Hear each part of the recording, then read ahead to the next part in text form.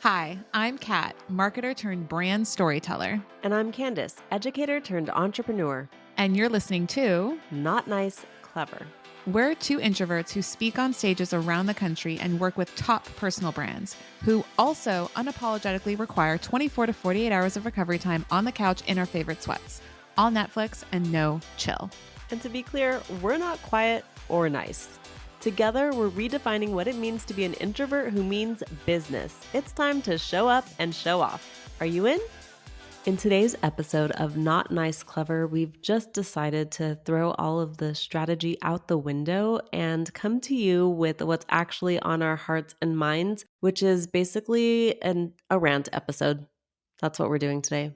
We're ranting about shit that's bothering us. Welcome. Yes. Thanks for being here. You can't say you haven't been warned. And yeah, we had an initial idea for what to record on this episode. It didn't feel right. And then we were thinking, like, what has really been bothering us? What do we want to call to light and bring our clever crew in on it? And it's this idea that we see, and we work with entrepreneurs across industries, but most notably right now in real estate.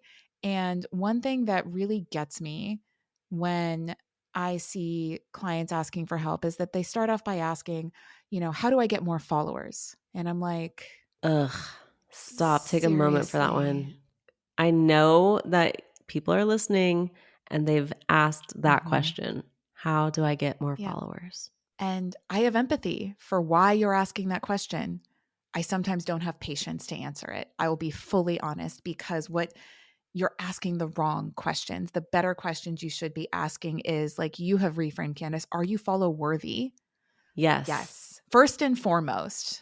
Become follow worthy. And also, you don't really want followers. What do you actually want? To not feel alone, to feel like you belong, to be able to have a thriving business, to be able to pay your bills, provide for your children, engage in the community, fulfill your free time through passions and hobbies. That's what you actually fucking want. You don't want followers. You think you do. You don't. Or if you do, it's not going to solve the problems you think it's going to solve. No, we all know that person that bought I do. the followers and now looks kind of silly because you're looking at their feed and they have 10 likes Right. and 100,000 followers and you're like, the math ain't mathin'. Right. And then how long is it before they book a strategy consult with you or with me or with the both of us, because they've got a brokerage or a team that is also struggling with these symptoms? And they're like, but what are we doing? We thought this was the way, and they made it sound so good. And it's like, look, we get it. We've got empathy. This is a rant. We don't have the patience right now. We are giving it to you in very hot and spicy takes. It's not going to solve the problems that matter. So, Kat, I had a consultation with someone who had over 100,000 followers on her Instagram account. When I checked her Instagram account, I was like, interesting, because typically I don't get consultations with a lot of people with that many followers. Yeah, stands out. But of course, I did my digging and realized exactly why she didn't feel like her Instagram was working for her. Here's the thing. She organically grew her audience, but the way she did it was through aesthetic content of luxury homes.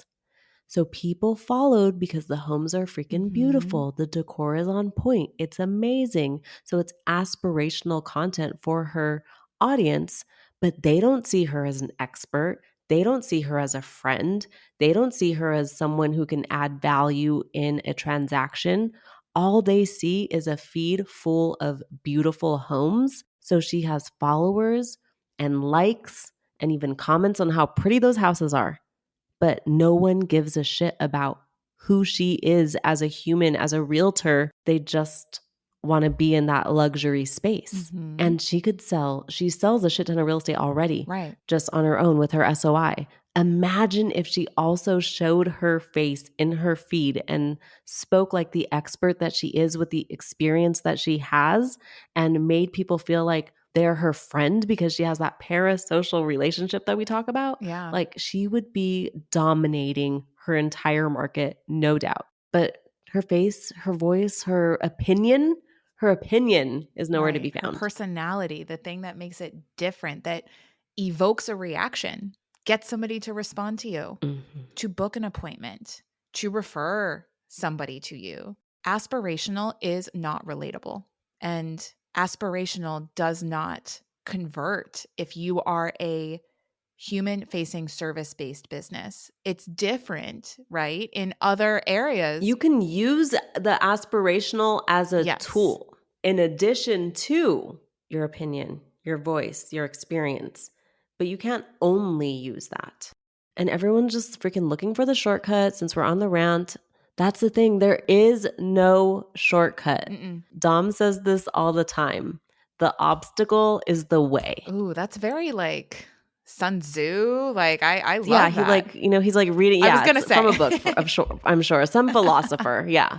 But of course, that's like Dom's style. Mm-hmm. But the obstacle is the way. And you know what? Most people are too scared, too fragile to Mm-hmm. want to take the step and want to continue and take on the obstacle. Right. And I know we're always like, oh, it's easy and it's fun and it's great and it's exciting and it's also fucking hard. I agree that it requires dedication. It requires the consistency. It requires time.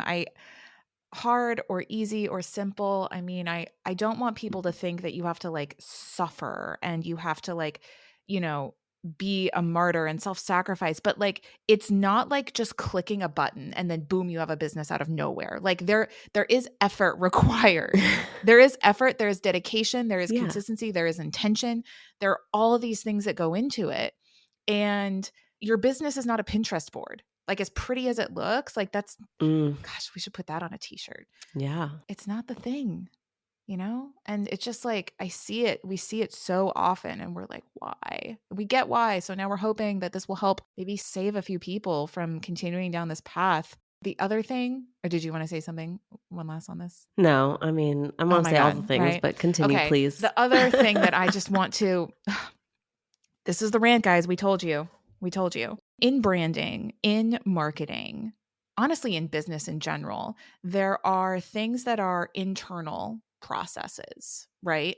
Internal language, internal, like, the behind the scenes, the behind the curtain, things that never are shown, right? To the customers, to the clients, to the audience. And then there's external things that happen that they see that is client facing, community facing, customer facing. And this has been bothering me for a bit and it's just been coming to a head. So now you're welcome. Here's a mini episode with this and other issues.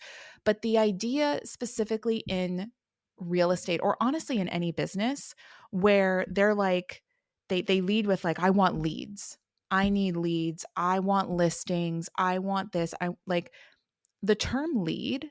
Candice, if I were to walk up to you be like, Candice, how does it feel to be a lead? And you're like, what? Yeah, You're I like, I'm a mean, I'm a fucking human human, being. I'm not right? a lead. Don't Yeah. insult your clients and call them leads. They're not leads. They're people. They're Yeah. people with real emotions, real investment, emotional, financial, spiritual, right? When it comes to residential, it's very personal.